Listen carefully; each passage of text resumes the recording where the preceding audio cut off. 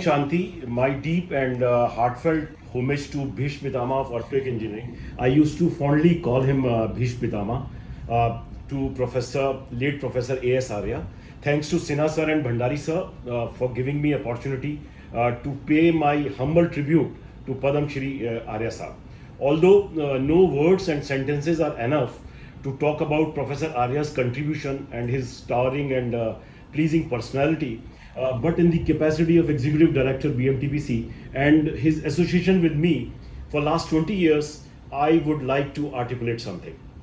Friends, his well-known contribution for our fraternity, that is the people working in the area of disaster mitigation and management, has been Vulnerability Atlas of India, which BMTPC published in 1997, 2006 and 2019.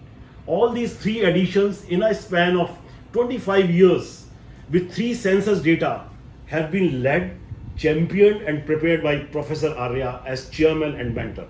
I mean, nobody on earth can do that.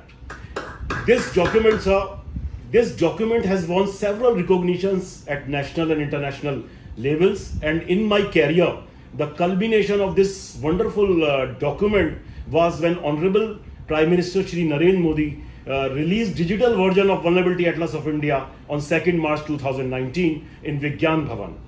So believe me, while releasing Vulnerability Atlas of India, Honorable Prime Minister was gracious enough to recall use of this Vulnerability Atlas during 2001 Gujarat earthquake, and from that platform he advised the nation that nation should proactively make use of this wonderful document for their future project, and it should be referred in the tender documents. Let me share with this august gathering that the mandatory use of Vulnerability Atlas has been tackled at the highest level by none other than Home Secretary when I am talking to you. Also, BMTPC has started e-course on Vulnerability Atlas of India in association with School of Planning and Architecture to spread awareness and educate people about disaster mitigation management, and this course personally gives me opportunity to fondly remember Professor Arya.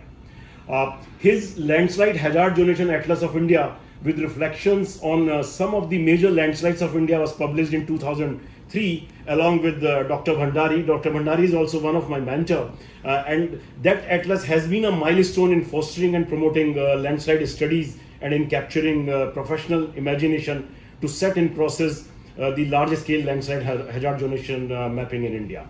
Apart from this, Professor Arya has been very kind to BMTPC, and in fact when I joined BMTPC in 2008, he was kind enough to bless me and work with me.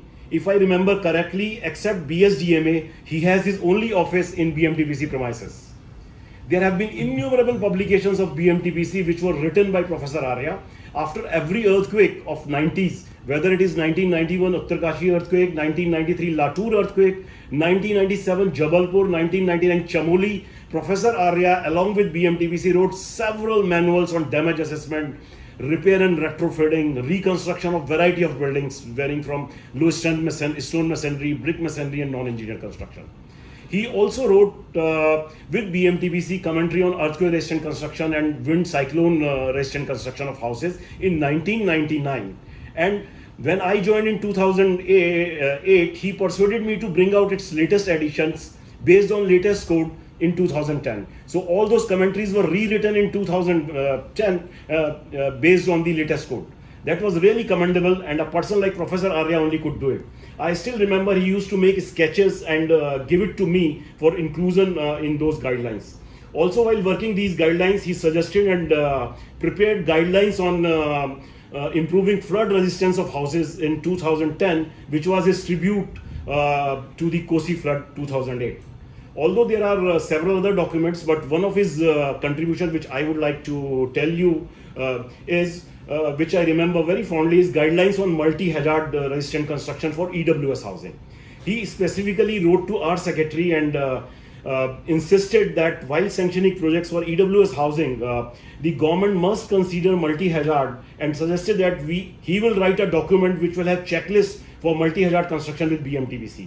That document was published in 2011, and the guidelines were included in the erstwhile RAY scheme, which is now known as Pradhan Mantri Awas Yojana or Housing for All, and it was made mandatory to refer multi-hazard construction guidelines besides NBC and relevant Indian standards while preparing DPRs and bringing projects.